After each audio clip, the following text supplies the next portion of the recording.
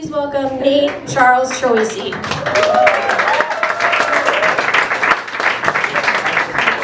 I wanted to be a rapper. I know. That's what I wanted more than anything. The first single I ever bought was Gangsta's Paradise. I was 7. It was the tape, because I was like, we've got a tape, Mum and Dad, we've got a tape player in the car, like as if we're not going to use this. And I would listen to the album version, and then I would listen to the single version, which was the same. It was the same as the album version. And then I would listen to the instrumental. And I listened to this tape so much that in the heat of the Australian summer, it began to warp. And I was like, fuck it. Like, Mum, Dad, I'm the only kid at this point, we are still listening to Gangsta's Paradise. Even so, it was like, power and the money. Minute after minute, hour after, it was so great. I knew from that point on, I was destined to be a rapper. And this story begins where most stories about people destined to be a rapper begins. It begins at drama school in Melbourne. Which is where I ended up because I was scared and aimless. And that's where people end up when they're scared and aimless. Now, I don't know, there might be some actors here. I maintain drama school was a waste of time and money in 3 years. It was someone's been to drama school. It was such a crock of shit. It was crystallized in this moment. Let me just, look, you make your mind up. I will tell you what happened one day. We went into movement class, which, I mean, already, like, I got on the stage, I think I nailed movement, but we got... Let's get a film, sorry Marie. We're in movement class, and the teacher says, okay, today we're going to make colours with our body. Someone's done that. I was like, what the fuck is this? What are we doing? Now, it was about halfway through, my friend Alex McQueen was up. We were sitting on a bench watching him try to make dark red with just his body. And my other friend Don, he came from Scotland. Like, it's a world-renowned course. I'm not bigging myself up. It is a world-renowned course. He came from Scotland. And I'm sitting there watching and I just hear, Nathan. And I'm like, what, Don? What do you mean? He's like, what the fuck are we doing? And I'm like, I don't know. Like, what? Do you know how much my father pays in fees? Do you know how much a fucking flight is alone to this fucking country? Making colours with our body. I had friends. I had a girlfriend, Nathan. I left her to make fucking bright yellow or some shit with my body. And I just watched him like melt and cry and realize he'd given up his life to make brown one day in a room. We did a host of stupid activities like that, but there was one really good one. It was called body percussion, and it's just this. Sorry man, trauma. Right? I loved body percussion because I'm a drummer, so this is a piece of piss for me. Like, I could, piss is easy in Australian. I could do the whole thing like this and it wouldn't bother me, but other kids in my class couldn't do it, right? And because I had this natural propensity for body percussion and also this love of hip-hop, that brought about this new talent that spread through the school like wildfire. And I haven't done this in a while, so bear with me, but I'll give it a shot, okay? Ha, ha, ha, With so much drama in the LBC, it's kind of hard being Snoop D or Double G, but somehow, some way, keep coming up with funky ass shit like every single day. May I kick a little something for the G's and make a few, I could keep going, but you get it, right? I was gonna get up to the...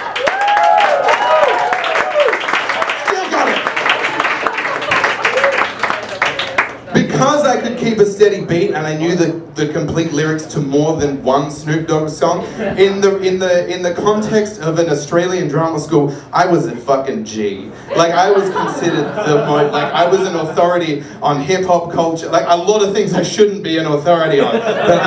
So at one point during lunch break, I was in second year at this point, and a third year, so a guy older than me, Jack, who's a lovely guy, he came up to me and he had a conundrum at lunch and he's like, I need to talk to you about some shit's going down. I was like, what? Jeez, we're at drama school, some shit is always going down, just relax. What is happening? And he's like, it's this play, I mean, it's Tanya. Tanya is like someone who's been in drama school so long, she doesn't know what it's like to not have people terrified of her anymore. She's one of those teachers, just evil. And he's like, it's Tanya. It's like, it's this new play we're doing. I'm like, what's the problem? He's like, she wants me to play a black guy. And I was like, again, like, not the right person, don't really.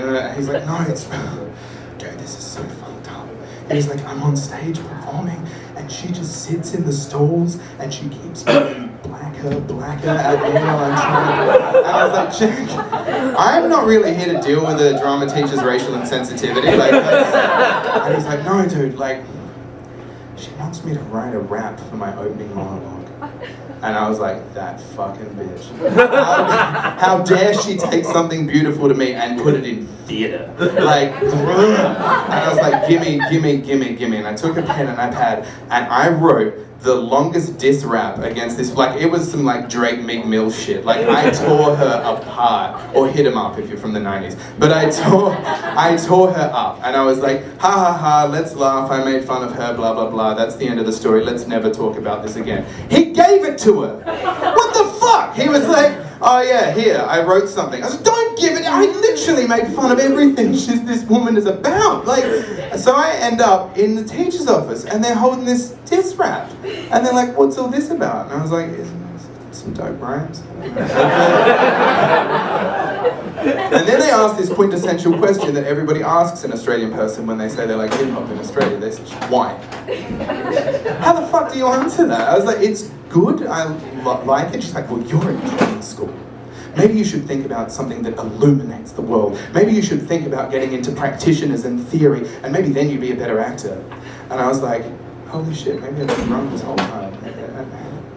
Maybe like Snoop and Nas and Coolio don't know what they're talking about. And so I stopped listening to hip hop, and I started listening to lectures on theatre and Philip Glass. Just so fucking far from hip hop. Like, just saying those words made me want to vomit.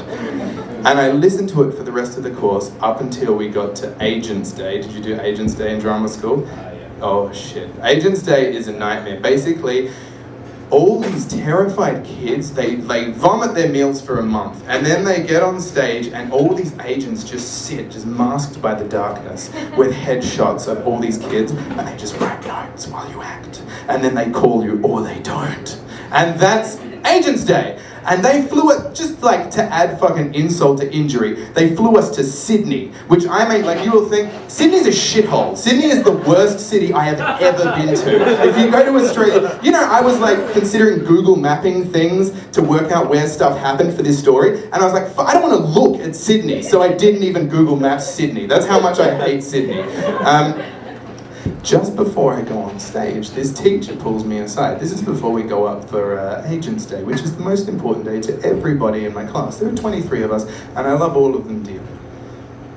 She pulls me aside and she's like, listen, you will never make it to Hollywood. No one in your class will ever make it. Well, I'm glad you fucking people are laughing. I was very sad. And that was it. And she's like, now go out there. I mean, like, I'm around these people that I love dearly who have no idea that she said this, and I never told them, watching them. And I mean, of course I failed horribly. Like, it was a nightmare. And I get to the end of Agents Day and everybody's phone rings except mine, and everyone gets offers, and I'm in Sydney and I'm walking around like, what the fuck am I doing? I hate this place. I hate me. I'm like short and stumpy and I have no hair. And like, this is as skinny as I get. My nose is all fucked up. There's no way I could ever be an actor. I'm 26 and bald. It's just never gonna happen. And I call my mum and I sit in a park that I refuse to Google Maps, and I sit there and I just start abusing her for cursing me with her gene pool. I'm like, how dare you bring a child? Why? Like, dad is already a mess. Your family's fucked up. Why did you have a kid? This is your fault. Why have you put this on me? Which is, I will grant you, slightly irrational and unfair on mum. And I'm halfway through doing this, and I'm sitting on a bench in this unknown park, and this private school kid just comes and sits next to me. Now I'm crying, and I'm on the phone, and this little fucking prick knows what he's doing. He just sits there and looks at me, and I was like, dude, please, like, no, I'm clearly having a personal conversation, please, can you not do this? And he just like, I'm like, please, like, I just told my mom, I like cursed her for birthing me, I need to finish. And he just fucking sits there until I hang up. So the last thing I said to my mom was, curse you in your gene pool, hang on, there's some kid, boop. And he starts laughing and walks off, and I think, fuck me. I'm 25 and I'm getting bullied by school kids still. And that's when I have this brainwave. I think, I'm gonna kill myself. Yeah, it is funny. I'm gonna do it. And like, you know, we all have that thought. Like, you know when like you miss the train, you're like, I'm gonna kill myself. So you have that at the front of your brain, but at the back of your head, you've got this voice that's like, no, you're not, you dickhead, just wait for the next one. It was like those voices switched, and I had this voice at the front of my head saying like, it's totally fine, we're not gonna kill ourselves, let's just go to the shop, and this voice in the back of my head saying, you know what we're gonna do, like it's okay, we can do this, we can do this. I went to Coles, which is a supermarket, it's like Walmart for you guys, right? And I was so damaged by that point, I was picking my last meal that I thought I would ever have. I got a fucking salad because I was so insecure about my body. I was gonna die, like, I got a salad, I bought a pen, I bought a pad, and I bought an 8-inch chef's knife. And I started to walk back to my hotel room.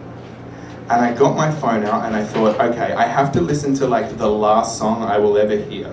And I start going through my phone, and it's just lectures on theatre and fucking Philip Glass, and I'm going through my phone and I see the ASAP Rocky mixtape from 2011, Live Love ASAP, which is still his best work to this day, come on, let's admit it. And I think, you know what, I haven't even listened to this fucking album, I haven't listened to any hip hop for 2 years, and this is how I'm going out. I'm going out in my tray and I put the headphones in, and I started up, and Palace is such a good song, it's just, God damn, how real is this? And that's how far it gets in, and then it just starts pissing rain in summer in Sydney, and this big fat raindrop lands right on that little like microphone-y thing, and my headphones just go and I'm like, holy, the weather wants me to die. Like, what the fuck am I going to do? I'm so mad, and I pull out my pen and pad, and I write, you motherfuckers are never stopping me, I'll keep on rapping with the world on top of me. Which I maintain is a great lyric. And I write it, and I just look at it, and I'm like, wouldn't it be funny if like this is all I left? And it's like, oh, that's quite funny. And I just start kind of crying in the rain. And then I hear, and I look over, and this like lanky, attractive hipster guy has fallen off his skateboard in the middle of some road that I refuse to Google Maps. And his skateboard flies down the road, and he's fucked himself up. Like, he's landed on his elbows, and he's like, oh. And I think, good. Like, I am so glad that's happened to you, because you are tall, and you have nice legs, and you have all your hair, and I hope it hurt like a motherfucker. And then I think, you know what, like, I did not get stepped on for this long to come out of it an asshole. I just can't do that. ASAP wouldn't want that.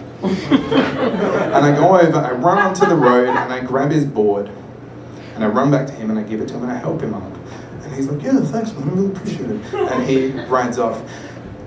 And as I watch him ride off, I realize like, that's the first nice thing I've done for someone in 3 years. Because I've been such a self-centered asshole, and it felt so fucking good. So here I am, 3 years later. A month ago, I released my first hip-hop album. It happened.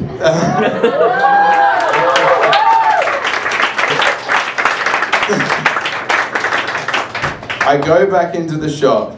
I trade in the knife and the pen and the pad and the salad for some Doritos and some chips. And I think, you know what, I can finish these because I've got time to lose the weight I gain. I never did, but it's in there. I'm gonna leave you with some lyrics, okay? It's this, and you probably know it. You know very well who you are. Don't let them hold you down. Reach for the stars. You had a goal, but not that many, because you're the only one. I give you good and plenty. And I leave this with you because of this reason. The first half are words to live by. The second half is bullshit. It makes no sense. I don't know why he put it in there. I'll tell you why, because it rhymes and it is fun to say. And that is life. The first half is meaningful, but there's a half that's meaningless bullshit that's just fun to say and fun to be a part of, and it's just as important because the first part doesn't mean anything without it. So treasure both parts and keep living. Thank you very much.